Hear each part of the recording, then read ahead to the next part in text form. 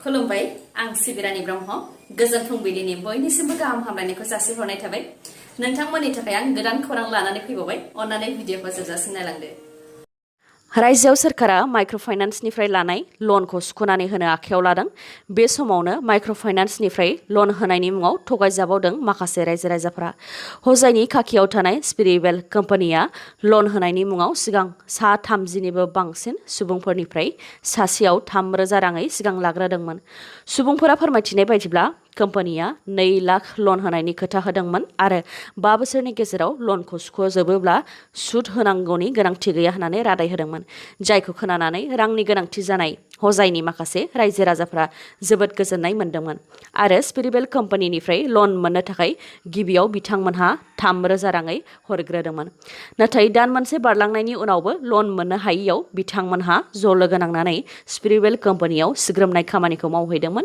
आरो उनाव बे जाथायनि सायाव पुलिसनो खौरां हरनायाव पुलिसआ स्पिरिबेल कम्पानियाव मावग्रा मावथिफोर जाय रायजो राजाफोरखौ थगायनानै रां आरजिदोंमोन बिथांमोन सानैखौ हमदों हमजानाय सानैनि मुङा अमरजीत सिं आरो नमिता देवी मैया मुस्लिमफोरनि ईद फोरबोमोन मैयानि मुस्लिमफोरनि बे गोथार रंजानाय सानाव इन्डिया आरो पाकिस्तान हादरनि गेजेराव गोजोन लाबोनो थाखाय गोदै जाग्रा सोलायलायदों इन्डियान आर्मि आरो Pakistan Armiya line of control LOCआव बे गोदै जाग्रा सोलायलायनाय हाबाफारिखौ मावदों मुस्लिमफोरनि बे गोथार फोरबोआव पाकिस्तान आर्मि आरो इन्डियान आर्मिया मैया कुपवारानि किसान गंगा दैनि साखाथियाव कामान आमान सेतु उरि आरो टिटवाल क्रसिंआव फ्लेग मिटिं खालामदोंमोन बेयावनो बे गोदै जाग्रा सोलायलायनाय हाबाफारिखौ मावदों गुबुन फारसेथिं ईदनि गोथार फोरबोआवनो WhatsAppआव स्टेटास होनानै लानानै हमजाबाय आसामनि सासे आइजोआ नलबारि कुमारकुसिनि मुङा पाकिजा बेगमा गावनि WhatsAppआव मोसौ बेदर गोदाबाय थानायनि सावगारिजों लोगोसे डक्टर हेमन्त बिश्व शर्मानो मोसौ बेदरखौ गिफ्ट महरै दैथायहरगोन होननानै लिरदोंमोन बेनि उनावनो बे स्टेटासआ ससियेल मिडियायाव गोसारदोंमोन ससियेल मिडियायाव गोसारनाय बे सावगारिखौ विश्व हिन्दु परिषदआ नुनानै आइजोनि हेंथायै नलबारि पुलिस थानायाव FIR होदोंमोन बिथांमोनहा फोरमायथिनो नाजानाय बायदिब्ला सोर मोसौ बेदर जायो एबा जाया बेजों बिथांमोनहा जेबो सोमोन्दो गैया नाथाय डक्टर हेमन्त बिश्व शर्मा बिथांनो गिफ्ट महरै बेदर हरनो होननाया गासै हिन्दुफोरनोनो मोसौ बेदर जाहोगोन होननाय जादों आरो जायजों बिथांमोननि गोसोआव दुखु मोनदों होननानै फोरमायथिदों बेनिखायनो आइजोनि हेंथायै गोख्रों नायबिजिरनो थाखाय आसाम सोरखार आरो नखर बिफानखौ खावलायदोंमोन बेनि उनावनो नलबारि पुलिसआ आइजोखौ हमदों बिटिआर हालामाव गोजोना फैफिनसिगोन नामा बिटिआर गोरोबथानि उनाव गोदानै हाथियार दैग्रा आफाद जोनोम मोननाय NLFV आफादनि दैदेनगिरिफोरजों लोगोसे माखासे सोद्रोमाफोरा न'फारसे गिदिंबोफिनसिगोन होननानै खौरां मोननाय जादों मख'नो गोनांदि माखासे सान सिगां मन्त्रि उरखावगोरा ब्रह्म बिथाङाबो बेनि सायाव इसारा होदोंमोन दि M.Bathaया न'फारसे फैफिननो थाखाय फननि गेजेरजों सावरायलायनाया जागासिनो दङ आरो बिथांमोनखौ न'फारसे लाबोफिननो थाखाय सोरखाराबो नाजागासिनो दङ होननानै दा खौराङाव मोननाय बायदिब्ला NLFVनि दैदेनगिरि M.Batha बक आरो गोबां सोद्रोमाफोरा न'फारसे गिदिंबोफिनसिगोन आरो दिनैनो सारेन्डार जाफैनो हागौ होननानैबो मिथिनो मोननाय जादों बिथांमोनहा सारेन्डार जानो थाखाय आसाम अरुणाचल प्रदेश सिमायाव दंफैखासै होननानैबो खौरां मोननाय जादों आरो अदालगुरि जिल्लानि सिङाव थानाय लालपानि आउटपस्टनि सिङाव सिखारि दंग गामियाव ज' जाफैगोन होननानैबो मिथिनो मोननाय जादों बिथांमोननि बे सारेन्डार जानो थिरांथा लानाय हाबाफारियाव BTSनि गाहाय प्रमद बर' आसामनि केबिनेट मन्त्रि उरखावगोरा ब्रह्म आरो BJPनि माखासे दैदेनगिरिफोरा बिथांमोनखौ बरायहैगोन होननानैबो खौरां मोननाय जादों आसामनि 8 लाखनिबो बांसिन सुबुंफोरानो PM किसाननि रांखौ हरफिननो नांगोन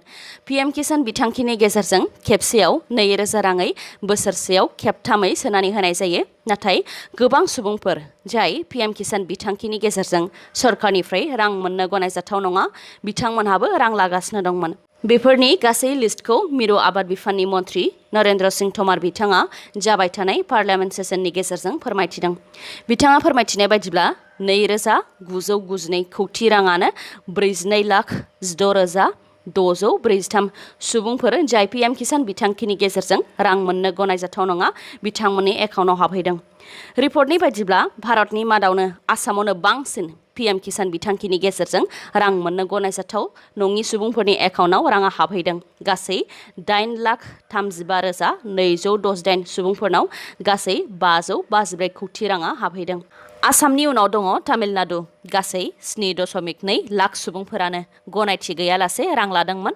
थामथियाव दङ पान्जाब गासै 5.6 लाख गनायजाथावि सुबुंफोर। ब्रैथियाव दङ महाराष्ट्र 4.4 लाख गनायजाथावि सुबुंफोर। बाथियाव दङ उत्तर प्रदेश गासै 2.6 लाख गनायजाथावि सुबुंफोर आरो माखासे बिथांमोनहा PM किसान बिथांखिनि गेजेरजों रां लादोंमोन। बेफोर गासैबो गोरोन्थिया स्टेट आरो इउनियन टेरिटरिनि सोरखारफोरनि होननानै बुंथिदों।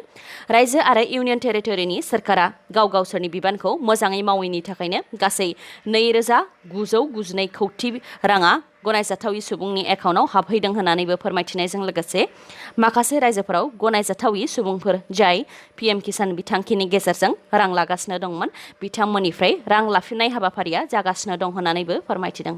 गुबुन फारसेथिं भारतनि मादावनो आसामावनो बांसिन गनायजाथावि सुबुंफोरा PM किसान बिथांखिनि गेजेरजों रां लानायनि सायाव आसाम सोरखारखौ गोख्रोङै सोंखारिदों आसाम प्रदेश कंग्रेस कमिटिनि मिडिया डिपार्टमेन्टनि चेयारपारसन बबिता शर्माया। जाख्ल'नायनि हेंथायै गोख्रों राहा लागोन होननानै बुंथिनाय BJP सोरखारा जाख्ल'नायनि हेंथा गोख्रों राहा लायालासे ओरैनोल' बुंबाय थायोब्ला आसामा जेब्लाबो सेथि मासिखौनो आवग्रिनो हागोन होननानैबो सोंखारिदों। लोगोसे बेनि सायाव गोख्रों नायबिजिरनाया जानांगौ जाहाथे जायफोर थार आबादारि एबा गनायजाथाव बिथांमोनहा PM किसान बिथांखिनि गेजेरजों रांनि मुलाम्फाखौ मोननो हायो होननानै बुंथिदों बिथाङा। चाइनायाव गिख्रंथाव दैबाना जादों। सानफ्रामबो जुब जुब अखा हाबाय थानायनि जाहोनाव सेन्ट्रेल चाइनानि हेनान प्रभिन्सआव गिख्रंथाव दैबाना जादों। गिख्रंथाव दैबाना जानायजों दासिम 25 सुबुंनि जिउ खहा जाबाय आरो दासिम 2 लाख सुबुंफोरखौ रैखा खालामनो हानाय जाबाय होननानै रिपर्टआव मोननाय जादों। 25 जिउ गोमानायनि मादाव 12आनो आन्डारग्राउन्ड एबा हा सिंनि लामाजों मेट्र' खारबाय थानायाव हरखाब दैबाना जानानै होनायाव सुबुंफोरा दैयाव गब'नानै जिउ खोमानो गोनां जादों आरो 500 दावबायारिफोरखौ रैखा खालामनो हादों होननानै फोरमायथिदों। बे जाथाया सेन्ट्रेल चाइनानि जिंजाव ओनसोलाव जादों। बेनि अनगायैबो हरखाब दैबाना जानायनि जाहोनाव गोबां आन्डारग्राउन्ड मलफोरावबो सुबुंफोरा जेंनाजों मोगा-मोगि जानो गोनां जादों। रिपर्टनि बायदिब्ला सानफ्रोमबो अखा हानायनि जाहोनाव बान्दोफोरा बायनाय आरो उसिफावनायनि थाखायनो बे हरखाब दैबानाया जादों जायनि थाखाय गोबां सुबुंफोरनि जिउ खहा जानो गोनां जादों। न'-बां गारिफोरा दैनि दाहारजों बुखारलांजानो गोनां जादों आरो बेनि अनगायैबो गोबां देहा फाहामसालिफोर आरो न'-बांफोरा दैनि सिङाव थानो गोनां जादों। आसामनि गिबि मन्त्रि डक्टर हेमन्त बिश्व शर्मा बिथाङा आसामनि बक्सिं गेलेगिरि लाभलिना बरग'हाय बिथांनि थाखाय मोनसे गुडविल केम्पेइन बेखेवदों। लाभलिना बरग'हाय बिथाङानो आसामनि गिबिसिन बक्सिं गेलेगिरि आइजो जाय टकिअ अलिम्पिक्सआव भारतनि जानानै गेलेगोन आरो बिथाङा दा टकिअ अलिम्पिक्सआव बाहागो लानो थाखाय टकिअआव दंहैखायो। लाभलिना बरग'हाय बिथांखौ मदद आरो थुलुंगा होनो थाखाय आसामनि गिबि मन्त्रि डक्टर हेमन्त बिश्व शर्मा बिथाङा गो four Glory लाभलिनानि goodwill केम्पेइनखौ cycle rally खालामनानै बेखेवदों। बे हाबाफारियाव डक्टर हेमन्त बिश्व शर्मा बिथांजों लोगोसे दोलोनि गासै दैदेनगिरि बिथांमोनहानो बाहागो लादोंमोन।